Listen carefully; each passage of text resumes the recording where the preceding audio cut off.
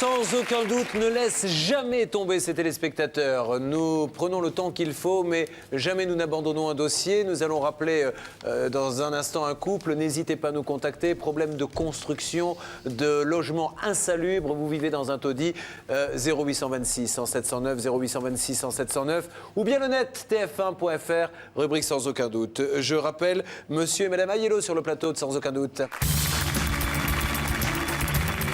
Monsieur et madame Aiello reviennent sur le plateau de Sans aucun doute pour la 3e fois. Leur problème, une maison construite en dépit du bon sens. Résultat, elle est inhabitable et menace de s'écrouler à chaque instant. Le constructeur ne veut rien entendre. Cet artisan-là travaillait certainement non déclaré. Pour Sans aucun doute, c'est une affaire qui continue. Bonsoir Carole, bonsoir François. Merci d'être avec nous une nouvelle fois sur le plateau de Sans aucun doute. Nous allons revoir donc un reportage. Vous êtes venu il y a longtemps maintenant. Vous aviez fait appel à un constructeur et alors ça avait été le grand massacre, hein, le grand n'importe quoi, car au-delà des malfaçons, on pouvait même se poser la question de savoir si cet homme déclaré était déclaré ou pas, si ce n'était pas du travail clandestin. Enfin, c'était la totale, comme l'on dit. Revoyons les images. Voici maintenant le reportage. Il était signé Arnaud Mugler. C'était la maison de nos rêves. On pensait qu'on allait vivre heureux, être... tout soit fini, on puisse manger sur notre terrasse, profiter de notre jardin, notre gazon et tout. Puis vous voyez, c'est un spectacle de désolation, il n'y a plus d'espoir, quoi. Voilà, vous voyez, le béton tombe, il n'y a rien qui tient. Il a monté ça n'importe comment, regardez. Il n'y a rien qui tient. Pour moi, ça c'est un danger de mort pour les enfants. Dans un instant, la suite de ce document. La maison menace de s'écrouler, mais le constructeur ne veut rien entendre. Il m'a dit... écoute, tu n'as plus intérêt à appeler ici, sinon je viens chez toi et je casse tout. La situation de la famille Aiello est devenue très précaire. Ça, c'est les piliers de soutènement qui tiennent tout l'étage. Hein. Vous voyez, là, ça bouge. Trouverons-nous une solution pour la famille Aiello? La réponse dans un instant, dans Sans aucun doute.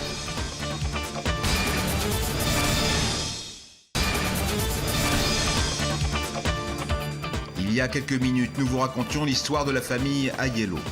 Ils ont fait construire une maison qui menace de s'écrouler à chaque instant. Voilà, vous voyez, le béton tombe, il n'y a rien qui tient. Il a monté ça n'importe comment, regardez. Voici la suite de notre document. En 2001, François et Carole Aiello décident de faire construire la maison de leurs rêves pour voir grandir leurs enfants dans un cadre idyllique. Ils investissent toutes leurs économies, soit près de 130 000 euros, et empruntent à la banque 40 000 euros. 3 ans après, ils se sentent complètement abandonnés. J'étais enceinte de mon premier bébé, donc Maxime. On allait avoir cette maison, j'étais très contente parce qu'on allait avoir un jardin, il allait pouvoir courir, jouer. Ça allait être super et puis ça a viré tout de suite au cauchemar, quoi. Un premier constructeur entame les fondations de la maison, mais sans aucune raison, il multiplie par 4 son devis initial. François décide alors de rompre le contrat, mais perd dans l'affaire pas loin de 11 000 euros.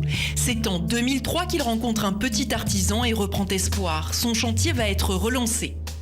J'ai eu parfaitement confiance, vu qu'il a fait le gros œuvre chez les voisins et qu'il mettait du ferraillage de partout. J'ai eu entièrement confiance. Il nous a fait un devis et nous n'avons pas discuté sur le prix. Le montant du devis s'élève à plus de 91 000 euros. Mais avant de signer le contrat définitif, François exige tout de même certaines garanties et notamment une solide assurance. Quand nous avons conclu le marché, je lui ai demandé son assurance. Il m'a apporté donc son assurance garantie décennale. Et sur sa garantie décennale, il était marqué qu'il est carreleur, couvreur, charpentier. Il faisait tous les corps de métier. Pendant plusieurs mois, l'artisan travaille sur le chantier de la famille Aiello. Aujourd'hui, plus d'1 an après, la maison est dans un état catastrophique.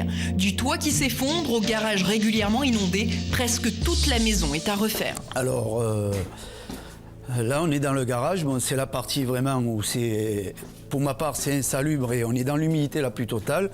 Donc le risque, c'est que cette eau tombe le long des fils électriques. Ce qui risque d'arriver, c'est que l'électricité peut tout exploser. Je crains aussi pour mon gosse qui peut mettre la main contre le mur, s'électrocuter. Ça, c'est les piliers de soutènement qui tiennent tout l'étage. Hein. Vous voyez, là, ça bouge. L'angle de la maison, là, ben, franchement, regardez, c'est fait n'importe comment. Tout est réparable, mais je ne peux pas faire. Je suis obligé à chaque fois de prendre quelqu'un et le payer. Et je ne peux payer personne. À la fin des travaux, François est effaré par ces grossières malfaçons. Mais quand il évoque le problème avec l'artisan, le ton monte et l'incompréhension est totale. L'artisan au téléphone a été menaçant d'une manière de dire écoute, ne m'emmerde plus, tiens ta maison, c'est bon. Mais c'est pas une maison qu'on a, je veux dire que c'est un abri. Les escaliers ne tiennent pas au mur, ils bougent, on le voit, ils s'écartent.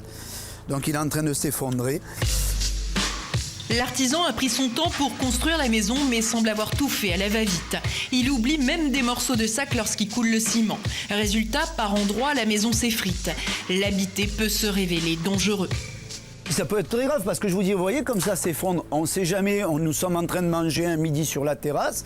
Ça se vient qu'à s'effondrer, on ne sait pas ce qui peut arriver. La liste des malfaçons prendrait des pages et des pages. Nous ne citerons que les principales. La charpente est posée de travers et se fixe par des petits bouts de bois qui se fissurent. Les fenêtres sont toutes mal isolées. Et sur la toiture, les tuiles mal collées se brisent une à une. C'est une verrue, on ne peut plus accéder au garage ni rien du tout. Il y a des détritus de partout. Je peux pas croire qu'on puisse faire ça à des gens alors qu'on a été bien grassement payés. François et Carole s'inquiètent de plus en plus des compétences de l'artisan. Ils décident alors de se renseigner auprès de la Chambre des métiers. Mais non, la boue, on va rentrer, viens. Allez, viens, il y a trop de boue, Maxime, viens. Ils m'ont répondu que cet artisan-là travaillait certainement non déclaré et que pour eux, ça serait du travail clandestin. Ben là, je me suis dit, quand il n'était pas enregistré à la Chambre des commerces, c'est fini pour nous. Là, on ne pourra plus voir le jour, là. Nous nous sommes procuré ce document accablant. Le président de la Chambre des métiers confirme qu'à l'époque des travaux, l'artisan n'était pas inscrit au registre du commerce. Il va même plus loin en expliquant que l'artisan semble avoir travaillé clandestinement. Parallèlement, les époux Aiello décident de faire constater l'état déplorable de la maison. Ils font appel à 2 huissiers qui vont révéler toutes les malfaçons. Il est venu un expert et un huissier donc, qui a regardé les malfaçons, qui n'en revenait pas de comment on pouvait livrer une maison comme ça. Entre l'artisan et la famille Aiello, le dialogue est totalement rompu. Un conciliateur est alors nommé par le tribunal pour tenter une énième fois de trouver une solution à l'amiable. L'artisan signe le constat d'accord, il accepte de prendre à sa charge la totalité des malfaçons. Quand nous avons signé chez le conciliateur, le constat à l'amiable, il a signé devant la justice, il s'est engagé devant la justice, donc j'ai eu vraiment confiance. Pourtant, très rapidement, l'artisan ne respecte plus ses engagements et abandonne une nouvelle fois le chantier. Après que le constat a été signé, et puis ne le voyant pas venir, je l'ai appelé. Je l'ai trouvé très en colère, il m'a dit « Écoute, tu n'as plus intérêt à appeler ici, sinon je viens chez toi, je casse tout. » Ouais, et d'ailleurs, moi j'avais très peur pour les enfants, parce que s'ils venaient, les enfants n'étaient pas trop en sécurité. Selon François, l'artisan l'aurait donc menacé. Il n'ose plus lui téléphoner et tente alors de prendre contact avec l'assurance de cet artisan, mais là encore, personne n'accepte de le rencontrer. Voici maintenant 5 mois que la famille Aiello n'a plus aucune nouvelle de l'artisan. Mais rassuré par notre présence, François ose le rappeler pour la première fois depuis des mois et lui fixe un rendez-vous. Nous allons suivre cet entretien en caméra cachée. Je voulais qu'on se voit pour les problèmes que j'ai. Et il y aurait plus de 300 000 francs de réparation. 300 000 francs. Plus. Alors comment on fait si votre assurance ne veut pas payer? Comment 300 000 francs? Vous dites que vous avez bien fait votre travail alors. Pour moi, oui. Moi, j'arrive plus à payer, je suis ruiné. Oui, je sais, mais c'est pas ma faute. Bon, j'ai un problème. Qu'est-ce que je voulais faire? Je voulais réparer beaucoup de choses et toujours réparer. Qui va payer les réparations? Parce que vous demandez beaucoup de choses. Qu'est-ce que... Je demande pas grand-chose. Moi, c'est le travail qui a été fait. Et s'il est mal fait, il est mal fait. Je suis désolé, je regrette que c'est vrai que j'ai fait une connerie. Si vous voulez que ça continue en justice, ben on va continuer en justice. Ouais. Ben, ça me fait plaisir, vous voyez que vous ne mettez pas en colère. Parce que l'autre fois, quand vous êtes mis en colère... C'est le jour où j'étais malade à votre place. Ah, moi, je veux bien me donner quelque chose, François, c'est la vérité. Regarde. Mais combien vous allez me donner? 2 000 €? C'est quoi 2 000 €?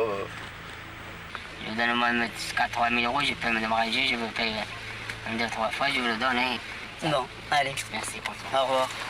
De retour chez lui, François est définitivement persuadé qu'aucune solution ne pourra être trouvée. Sur la rencontre avec l'artisan, je suis très inquiet parce qu'il m'a proposé 2 à 3 000 € et il ne pouvait pas me donner plus. Je suis vraiment inquiet sur la suite et pécuniairement, je vous l'ai dit depuis le début, je n'arriverai pas à financer avec 3 000 €, on va nulle part. Un reportage signé Arnaud Mugler, Christina Morier. Alors, que s'est-il passé depuis votre dernier passage? On a pris une avocate qui a pris vite les choses en main. Donc grâce à vous, on a réussi à avoir la réception des travaux. Ce qui nous posait beaucoup de problèmes et qui nous mettait à la rue complètement. Et par la suite, par cette réception des travaux, l'avocate a vite engagé l'assurance. Et vite, ils se sont vite pris du problème en disant que c'était dangereux. Alors, on va voir quelques images. Grâce à vous, payé les frais d'expertise qui étaient très chers pour nous, puisqu'ils ont coûté 11 000 € quand même. Et en faisant des radios à travers les murs, il n'y avait pas de ferraille nulle part, pas dans les piliers, pas dans les agglos à bancher. Elle s'est écroulée. Comme un château de cartes. Hein. Alors, déjà, première nouvelle que vous nous annoncez, l'assurance a remboursé. Oui. Elle a remboursé une bonne partie, ce qui nous a payé. Une somme de combien? Alors là, il y a une somme de 190 000 € qui a été versée. 190 000 €. C'est pas fini. Cela, il a été. En tout, nous avons eu 208 000 €. Formidable. Plus, ils sont quand même eu de peine de nous, donc ils nous ont quand même remboursé certaines menuiseries. Donc, il nous manque un chèque, ils vont nous l'envoyer là. Hein. Ils l'ont sous le coude, ils nous l'ont dit. Donc 15 000 €. De plus? Plus, ils vont nous rembourser les frais d'expertise qui sont de 1 500 €. Presque aux alentours de 230 000 €, on va dire pas loin. Ben, formidable. Bravo à l'assurance. Bravo. Alors, je voudrais qu'on voit quand même quelques images. Oui, je voudrais remercier un des grands directeurs de l'assurance qui vraiment nous a aidés, nous a écoutés et tout. Voilà, je voudrais le remercier. Commentons ensemble les images que vous allez voir face à vous, qui ont été tournées récemment. Vous allez nous dire ce qu'on voit là-dessus. Donc ça, c'est la démolition de la maison. Vous étiez là et voilà, effectivement, on s'aperçoit que... Dans les piliers, il n'y a pas de ferraille. Voilà, ça tombe comme un château de cartes. C'est-à-dire que vous avez vécu, madame, là-dedans. Oui. Ils l'ont échappé belle, hein, parce que... Vous l'avez échappé belle. Regardez la facilité avec laquelle tout cela tombe. Il n'y avait rien, aucune ferraille à l'intérieur. Je vous dis pas que ça m'a fait chialer le premier coup de pelle qu'elle a pris. Hein. Alors, regardez, ça c'est où on passait tous les jours dessous. Regardez, il n'y a pas de ferraille. Voilà. C'est tombé comme... Il n'y a pas de ferraille. Et moi, c'est la première fois que je vois ces images parce que elle les a pas vues, elle était... Vous les aviez jamais vues? que je les vois, non. Donc on était vraiment en danger de mort. Alors où en êtes-vous aujourd'hui? Pendant qu'ils travaillaient les nuits, moi j'entendais que j'étais seule avec les enfants. Avec le recul, vous imaginez dans quoi vous avez vécu? Ouais. Combien avez-vous d'enfants? C'est pour ça que j'ai pleuré quand je l'ai vu tomber. Vraiment, vous avez pleuré quand vous avez vu ça? Ah oui. Ça m'a Pourquoi? fait... Parce que je me suis dit, on a vécu là-dedans, on n'a pas fait... Personne ne s'est rendu compte, si ce n'est qu'on n'avait pas fait appel à vous, personne ne s'est dit, les pauvres, ils risquent de mourir. Aujourd'hui, madame, c'est vraiment une épine du pied. Vous étiez drôlement désespérée quand vous étiez venue. Hein. Ouais. Déprimée même. Ouais. Alors, où en est la nouvelle maison? Ah ben, voilà, les premières images. Elles sont là, les ferrailles sont remises en place, des vraies ferrailles. C'est bon d'avoir de la vraie ferraille comme ça. Vous voyez, c'est ça qui est formidable, monsieur, parce que quand on a un gros malheur, derrière, on se contente de peu, vous voyez. On a pris une bonne équipe de maçons. Une bonne équipe de maçons là, qui actuellement a fait plusieurs villas autour de chez nous. C'est un monsieur avec ses enfants qui travaille et qui est sérieux. Oui. Bon, je suis ravi. Vous viendrez quand elle sera finie. Madame, On est quand même, vous êtes relogée? on est relogé pendant un an. Aux frais de qui? Aux frais de l'assurance. Oh, formidable. Dites donc, l'assurance a drôlement joué le jeu, là. Là, chapeau l'assurance, il faut savoir le dire également. Bravo. Eh bien, je suis ravi pour vous. On est content parce que ça fait quand même 3 fois qu'on vient. Vous nous avez pas lâché, ça fait 9 mois. On est 9 super mois que vous contents. êtes restés avec nous tout le temps. Arnaud au téléphone, toujours il nous demandait comment ça allait et tout. Vraiment, vous êtes une équipe super, tous. Vous êtes gentil, merci. Vraiment, C'est pour des gens comme vous qu'on a envie de se battre, ça nous fait plaisir. merci beaucoup. Bon retour, embrassez les enfants. Merci aussi à quelques associations qui nous ont Bien aidés sûr, bien aussi, à tous les gens indirectement qui nous ont reconnus dans les magasins, qui étaient de tout cœur avec nous. Et permettez-moi de préciser, monsieur, parce que je tiens vraiment à le dire, qu'il y a des associations formidables et contacter ces associations, sans aucun doute, est un peu le dernier recours. Nous ne pouvons pas nous occuper de tout le monde et ces associations de défense du consommateur sur le terrain font un sacré boulot. Il ne faut pas hésiter à aller les voir, vraiment. Nous ne pouvons que vous y encourager. Le conciliateur aussi, qui met toujours la bonne parole, qui essaye de négocier. Bon. Très très bien. Merci, applaudissez-les très fort. Et bravo à Arnaud Mugler, votre journaliste. Vous l'avez entendu, une très très grosse somme d'argent. Beaucoup de bonheur pour vous. Merci, au revoir.